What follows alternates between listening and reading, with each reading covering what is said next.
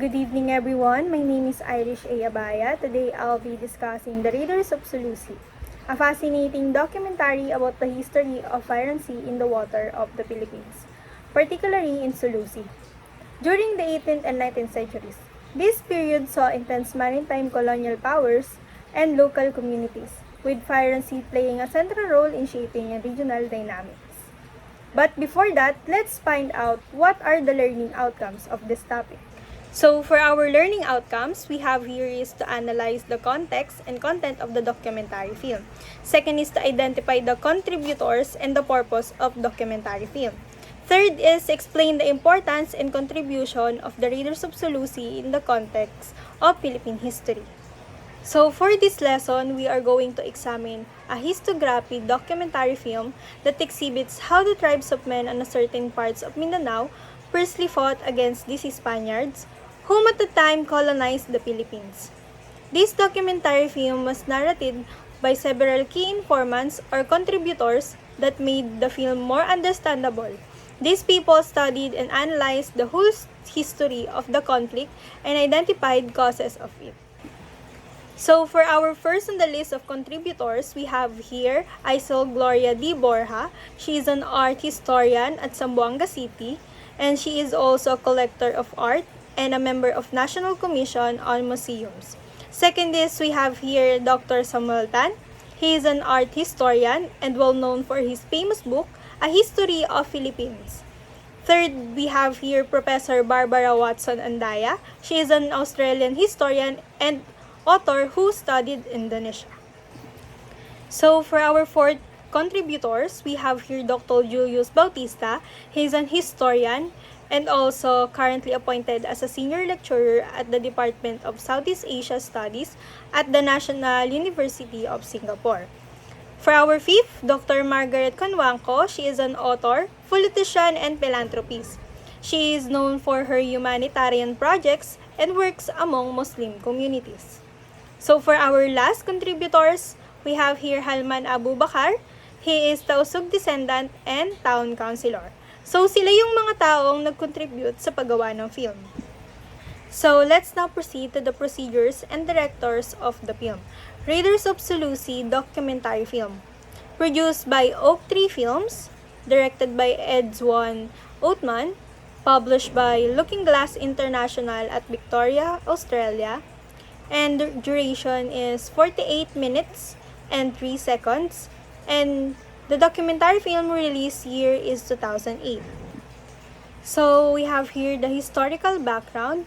It is a documentary film focusing on Zamboanga City, portray how the Spaniard defended the port pillars as Spain's last base of defense, which was used to control our economy in the past. Next is the film focuses on the slave raiding as retaliation on colonizer. So, dinidepend ng mga Espanyol yung base nila, which is yung port pillar, laban sa mga invaders, most especially sa mga raiders.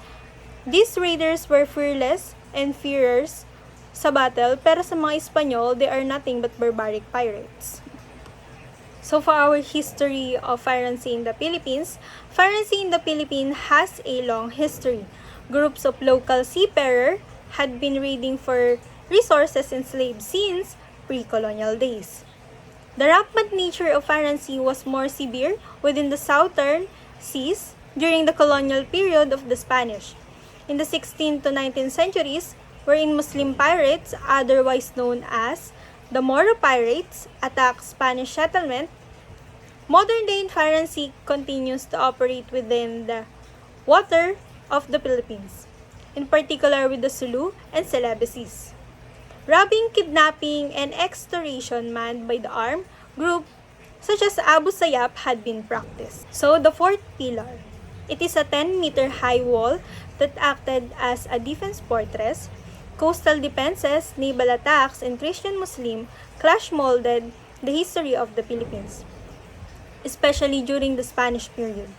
To guard against the Moro pirates from south and the Spanish fortified coastal areas, which watchtower and strongholds such as Port Pilar in Zamboanga. The Spanish Navy went on counterattacks to quell the pirates, with the result that the Philippines waters saw naval clashes frequently. This was part of broader Christian-Muslim divide, since the Moro groups at large were mainly Muslim and resisted the Spanish effort at Christianization. The animosity between them led the centuries of war and piracy which were to have long-term impacts on regional dynamics and relations between a Christian North and Muslim South.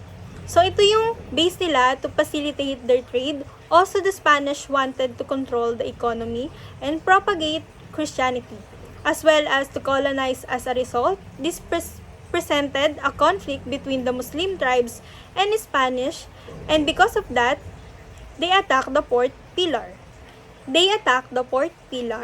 On December 8, 1720 in Zamboanga City. An attack happened at the Port Pilar.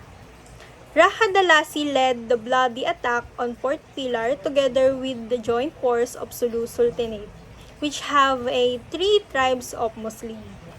Maps of Sulu Sea regions. During this period Spanish colonization, 1565 to 1898, the Philippines played a very important role in Spain's empire across the world.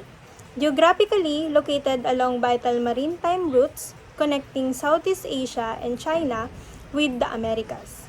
Naturally, it was the routes, particularly the Manila-Acapulco galleon trade, that attracted foreigners as well as local groups interested in disrupting the control of the Spanish.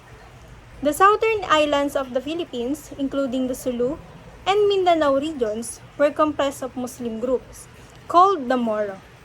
Of the many Moro raiders, most were seasoned sailors who used the relatively feeble control that the Spanish exerted over the southern Asia or southern island to their advantages.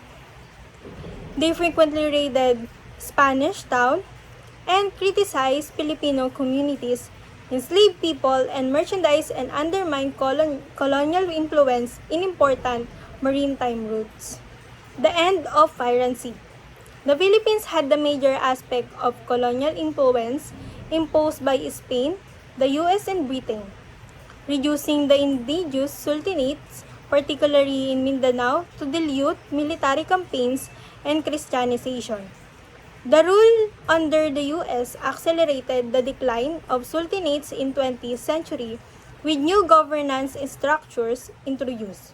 In the 19th century, this was altered by development of steamships, thereby transforming the whole maritime travel and trade scenario around the archipelago, allowing colonial power to assert greater influence over it. Steamships reduced piracy, broke the economic strength of sultanates, and directly connected the Philippines with global markets, which hastened their political and economic downfall. Legacy of the raiders.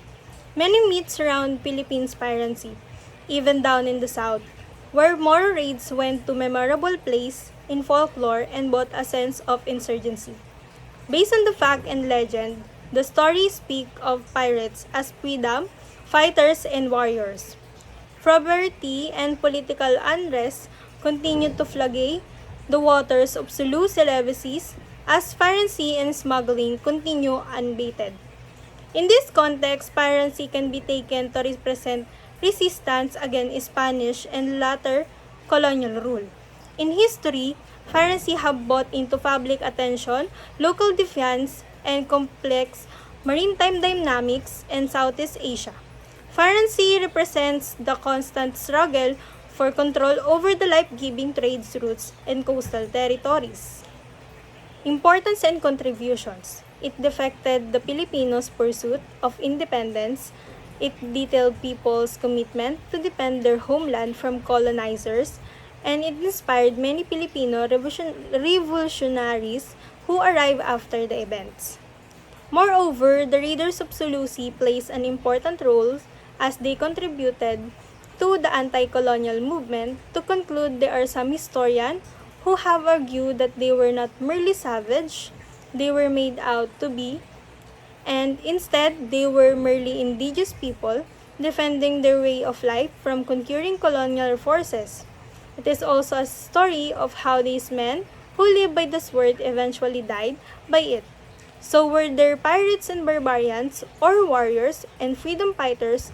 Well, it depends on how we look at it in different perspectives.